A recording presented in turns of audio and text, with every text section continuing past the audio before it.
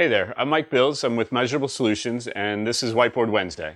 So today we're going to talk about finding rockstar staff, because that's what everybody wants, right? That is going to, explode your practice, really help you to expand, treat patients better, really take care of things, right? And then it's going to mean a whole lot less headaches, and you can go home at the end of the day and enjoy things when you're home, eating dinner with the family, etc.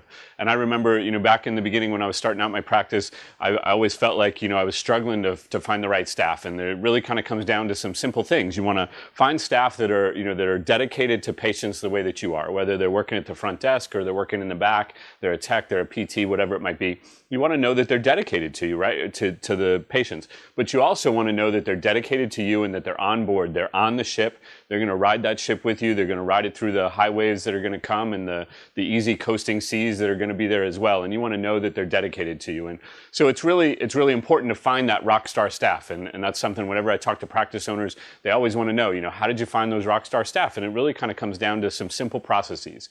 First thing is that I had to need to know what I wanted and needed out of every staff member that I was going to hire. In the beginning, it was me. I was the guy doing the scheduling. I was answering the phones. I was treating the patients, and I had a tech, and that was about it. So I knew in my head, I knew what I needed because I was the one that was running those tasks. But as you start looking to find staff to take those things over for you, or to additional staff to add new people into what's going on and help you to expand, you're going to need to know what it is that you need from them. What do you need them to be able to do? And my advice to you is sit down and write that out, right? And the second thing that you want to then be able to do is you want to be able to make sure that you really have a good training process in place.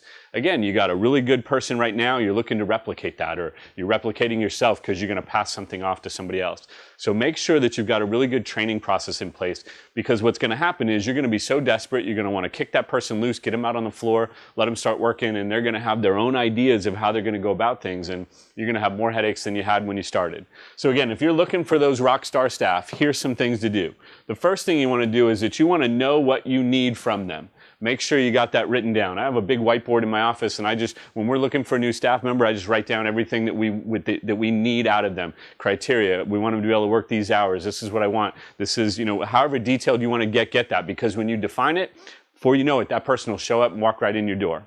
The second thing that you want to do is you want to test them before you hire them, right? So here's how we do that. I'll give you an example. I'm hiring for somebody at the front desk. There's a test that they go through. We give them a list of 3 patients that aren't scheduled, and they've got to call those patients. And we give them a little, tutorial on how to do that, etc.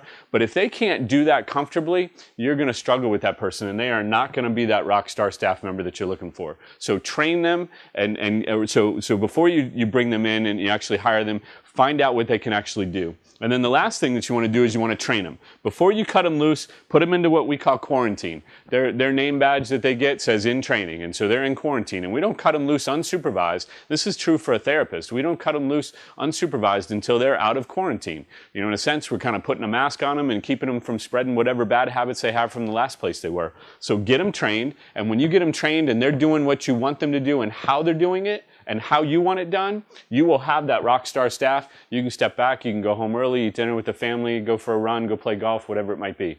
So I hope this helps out. It's a little action plan for you to follow.